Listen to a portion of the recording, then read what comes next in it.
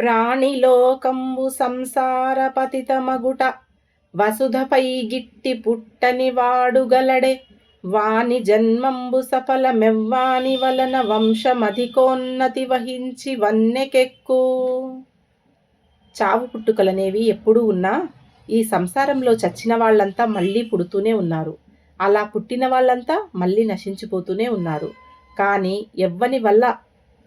ఎవని పుట్టుక వల్ల వంశం కీర్త్యాదులతో పేరుకెక్కుతుందో వాడే జన్మించినవాడు, వాని జన్మే ధన్యం. అందరికీ నమస్కారం. Welcome back to our channel Mithai Sailaja. ఎలా ఉన్నారండి మీరందరూ? నేనైతే చాలా బాగున్నా. మీరు కూడా చాలా బాగుండాలని మనస్ఫూర్తిగా ఆ మహాశివుణ్ణి వేడుకుంటూ వెల్కమ్ టు టుడేస్ వ్లాగ్ అండి. ఈ వ్లాగ్లో మేము ఉదయం పూట 3:30కి లేచి అన్ని పనులు, ఇంట్లో పూజ అవన్నీ చేసుకొని 5:30కు ప్రయాణం మొదలు పెట్టామండి. ఎక్కడికి వెళ్తున్నామని అనుకుంటున్నారా? మహబూబ్ నగర్ నుండి ఉరుకుంద వీరన్న స్వామి, మా ఇంటి దేవుడు అండి, ఉరుకుంద వీరన్న స్వామికి వెళ్తూ ఉన్నాము. మహబూబ్ నగర్, మరికల్, మక్తల్, రాయచూరు, దేవసూరు, అలాగే మంత్రాలయం తర్వాత ఉరుకుంద వీరభద్రస్వామి ఇంటి దేవుడు అండి. మా వెడ్డింగ్ యానివర్సరీ 26 సంవత్సరాలు కంప్లీట్ అయ్యాయి. 27వ సంవత్సరంలో అడిగిడబోతున్నాము మేము. డిసెంబర్ 13th రోజు వెళ్ళాము. ఇది ఉరుకుంద వీరన్న అందరికీ చాలామందికి ఇంటి దేవుడు ఉంటాడు. కామెంట్లో అయితే తెలియచేయండి మీ ఇంటి దేవుడు ఉంటే. అదేవిధంగా ఈ ఉరుకుంద వీరన్న స్వామి, ఉరుకుంద గ్రామం పేరు వచ్చేసి ఉరుకుంద, ప్రధాన దైవము వీరభద్రస్వామి, అవతారం వచ్చేసి లక్ష్మీ నరసింహస్వామి అవతారంలో ఉంటారండి. క్షేత్రపాలకుడు వచ్చేసి వీరభద్రస్వామి. అలాగే ఉరుకుంద వీరభద్రస్వామికి చాలా నియమనిష్టలతోటి సోమవారము, శనివారము పూజలు చేసుకొని ఇల్లంతా పరిశుభ్రంగా భక్తి భావనతోటి చెడు అలవాట్లకు గురి కాకుండా ఆ స్వామిని నమ్ముకుంటే చాలా మంచి అభివృద్ధి పథంలో పయనిస్తున్నారండి చాలామంది కూడా. ఇప్పుడే నా ఛానల్ని విజిట్ చేస్తున్న వాళ్ళైతే తప్పకుండా సబ్స్క్రైబ్ చేయండి. సబ్స్క్రైబ్ చేశాక పక్కనే వచ్చే బెల్ ఐకాన్ని ప్రెస్ చేయండి. తర్వాత ఆల్ని వస్తుంది.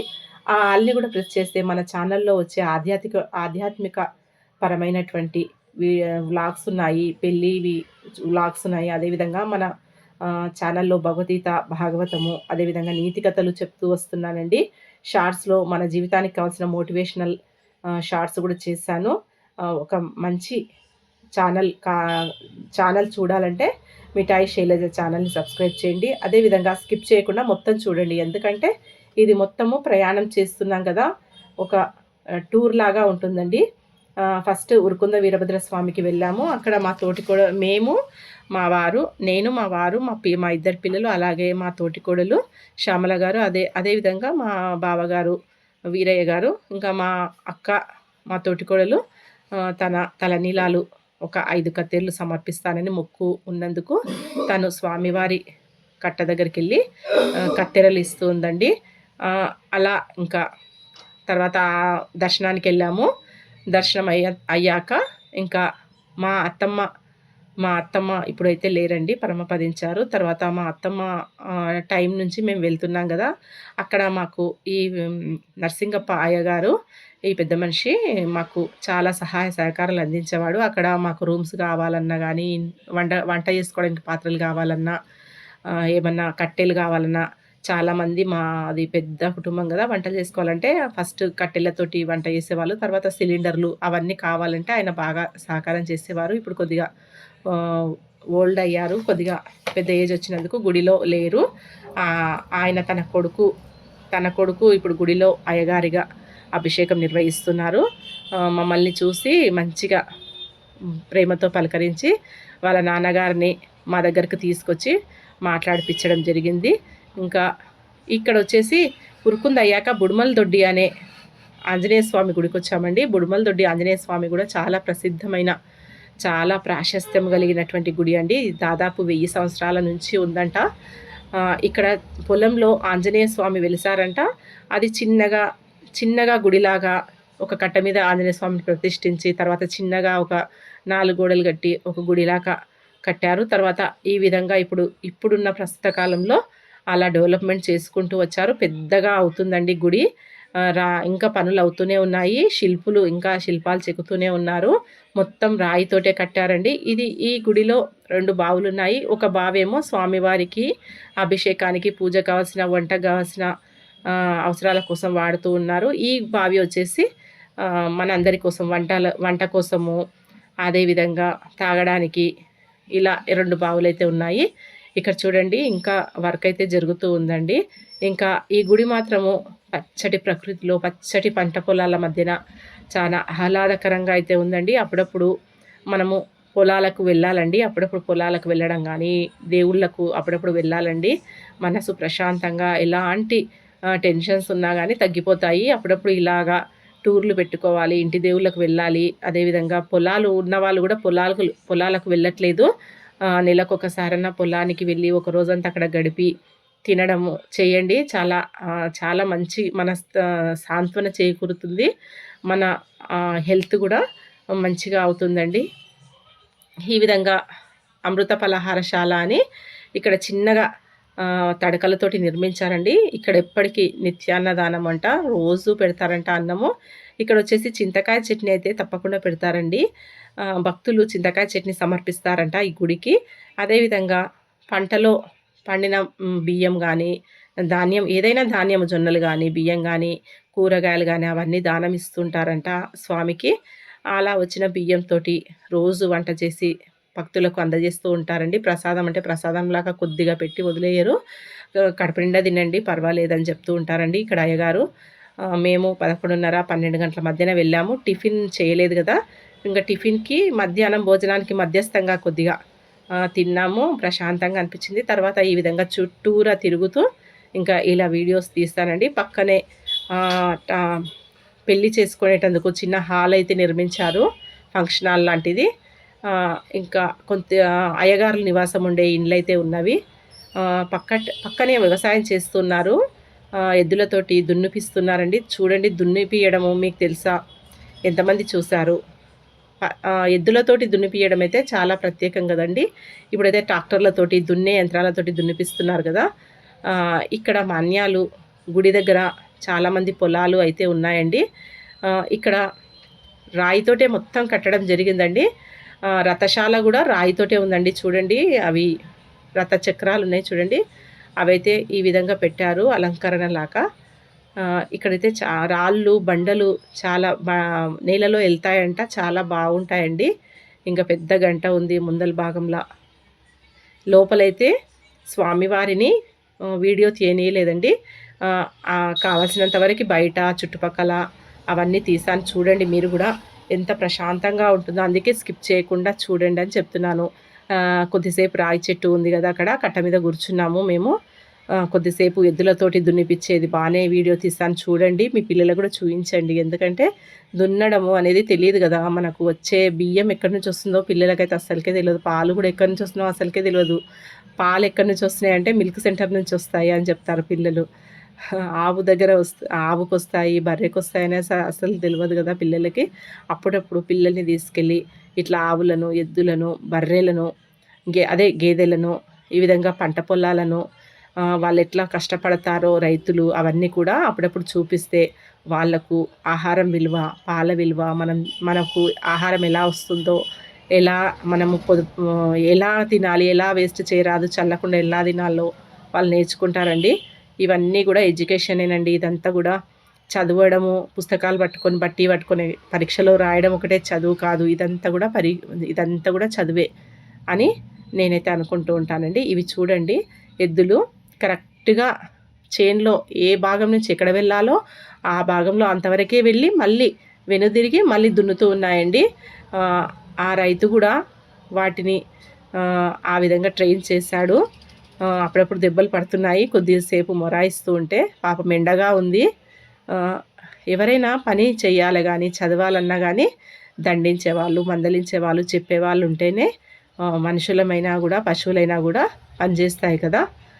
అదేవిధంగా ఇప్పుడున్న నేటి కాలంలో పిల్లలకి అపార్ట్మెంట్ సంస్కృతిలో పిల్లల్ని ఇంట్లో పెట్టడం కానీ, స్కూల్కో, హాస్టల్కో, కేర్ సెంటర్కో పంపించి డ్యూటీలకు వెళ్ళడమో పేరెంట్స్ చేస్తూ ఉన్నాం కదా.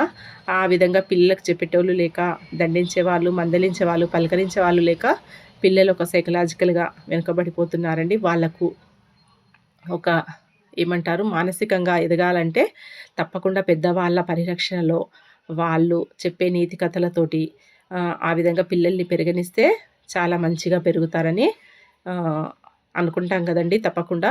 అదేవిధంగా ఇక్కడ చూడండి అవి ఆ ఒడ్డుకు పోయి మళ్ళీ ఈ ఒడ్డుకు కరెక్ట్గా వస్తున్నాయి చూడండి. అలా అలా ఆ పశువులైనా కూడా ఎంత మంచిగా పనిచేస్తున్నాయో చూడండి. అదేవిధంగా పని వినడు, మాట వినడు అని అంటారు కదా. ఎందుకు వినరు? మనం చెప్పే విధానంలో ఉంటుంది. మనం చేస్తే పిల్లలు మనల్ని చూసి చేస్తారు కదండి. అదేవిధంగా మనము మొదట చెప్పిన ఒక పద్యం ఉంది కదా, తేటగీతి పద్యం అండి ఇది. ప్రాణి లోకంలో జన్మించినంత మాత్రాన అది పెద్ద గొప్ప విషయం ఏమీ కాదు. చావు పుట్టుకలు అంటే బతకడము, చావడము, పుట్టడము, గిట్టడం అనేవి కామన్. కానీ ఎవరి వల్ల వంశము మంచి పేరు ప్రఖ్యాతులతోటి, ఒక మంచి డెవలప్మెంట్ తోటి, ఒక మంచి సారవంతమైన నీతివంతమైన ఒక కుటుంబాన్ని, వంశాన్ని పైకి తెస్తాడో వాడే గొప్పవాడు. అదేవిధంగా ఆయన జన్మ ధన్యం అనే శ్లోకం అర్థంలో ఉందండి. అదేవిధంగా కుసుమ గుచ్చమ్మునకు బోలే పొసంగు శౌర్య మానవంతుకివి రెండు మహితగతులు సకల జన సమస్తక ప్రదేశములకైన వనమునందైన జీర్ణ భావంబుగనుట.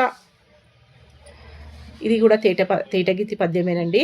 శౌర్యము అభిమానము గలవానికి పూలగుత్తి వలె అందరి చేత శిరసావహింపబడమో లేక ఏ అడవి అందో మగ్గిపోవడమో ఈ రెండు గతులే కానీ మరో గతి ఉండదండి. అంటే శౌర్యము అభిమానము కలవానికి పూలగుత్తి వలె అందరి చేత శిరసావహింపబడమో లేక ఏ అడవి అందో మగ్గిపోవడమో ఈ రెండు గతులే కానీ మరో గతి లేదు అనే అర్థంలో ఉందండి ఈ పద్యము. ఇంకా నెక్స్ట్ విదలింపనోనురుకు సింగపు గొదమయు మదమ లినగండ కుంజరములపైనిది బలశాలికి నైజము గద తేజోనిధికి వయసు కారణమగునే.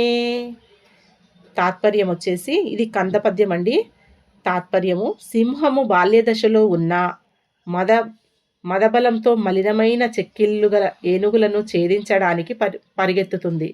ఇది బలవంతులకు ప్రకృతి సిద్ధమైన గుణము, పరాక్రమవంతులకు వయస్సుతో పని లేదు. అంటే పని చేసేవాడికి, కష్టపడేవానికి ఎప్పుడు ఎలా పని చేయాలో, ఎప్పుడు ఎలా మసులుకోవాలో తెలుస్తూ ఉంటుందంట. అదేవిధంగా పని చేయాలనుకునే వాడికి, జీవితంలో పోరాడాలి అనుకునే వాడికి వయసుతో సంబంధం అయితే లేదని ఈ తాత్పర్యం అండి, ఈ పద్య తాత్పర్యము. అదేవిధంగా ఇంకొక పద్యము యతి సంగంబున బాలుడాదరముచే జ్యాభర్త దుర్మంత్రిచే శృతిహానిన్ ద్విజు డన్వయంబు కలుచే గ్రూరాప్తిచే శీలముద్దతిచే మిత్రత చూపులేమి గృషి మధ్య ప్రాప్తిచే సిగ్గు దుర్మతిచే సంపదలున్ నశించు జడు నర్ధములున్ ప్రమాదంబునన్. దీని తాత్పర్యం వచ్చేసి సాంగత్యంతో సన్యాసి, లాలన వలన కుమారుడు, చెడ్డ మంత్రి వల్ల రాజు, వేదాధ్యయనము లేకపోవడం వల్ల బ్రాహ్మణుడు, కుపుత్రుని వల్ల వంశము, దుర్మార్గుల పొందు వల్ల శీలము, గర్వం వల్ల స్నేహము, తరచుగా చూడకపోవడం వల్ల వ్యవసాయము, మద్య సేవనం వల్ల సిగ్గు, చెడు బుద్ధుల వల్ల సంపదలు, పరాకు వల్ల ధనము నశిస్తాయి. అంటే సాంగత్యంతో సన్యాసి, లాలన వలన అంటే ఎవరైతే పుత్రుణ్ణి, కొడుకుని ఎక్కువగా లాడు చేసి పెంచడం వల్ల వాడు, అదేవిధంగా మంత్రి, చెడ్డ మంత్రి వల్ల రాజు, అంటే రాజుకి మంచి సలహాలు సూచనలు ఇచ్చే మంత్రి ఉంటేనే ఆ రాజ్యం సుభిక్షంగా ఉంటుందనే అర్థం ఉంటుంది కదండి. అదేవిధంగా మంత్రి చెడ్డగా ఉంటే ఆ రాజు వల్ల రాజ్యము పాడైపోతుంది. అదేవిధంగా వేదముల అధ్యయనము లేని బ్రాహ్మణుడు, అదేవిధంగా కుపుత్రుడు అంటే పుత్రుడు వల్ల డెవలప్మెంట్ లేని పుత్రుడు వల్ల వంశము నిర్వీర్యం అవుతుందంట. అదేవిధంగా దుర్మార్గుల పొందు వల్ల శీలము, చెడ్డవాళ్ళ స్నేహితం వల్ల శీలము చెడిపోతుందంట. అంటే మన వల్ల పేరు ప్రఖ్యాతులు, వంశం యొక్క ప్రఖ్యాతులు చెడ్డ ఫ్రెండ్షిప్ వల్ల చెడిపోతుందంట. తరచుగా చూడకపోవడం వల్ల వ్యవసాయం కూడా ఎప్పుడు చూస్తూ దాన్ని చేస్తూ ఉంటేనే వ్యవసాయము. అదేవిధంగా మద్య సేవనం వల్ల, అంటే మందు కానీ చెడు అలవాట్ల వల్ల కానీ సిగ్గు చెడబుద్ధుల వల్ల సంపదలు అన్నీ నశిస్తాయంట. పరాకు వల్ల ధనము నశిస్తాయంట.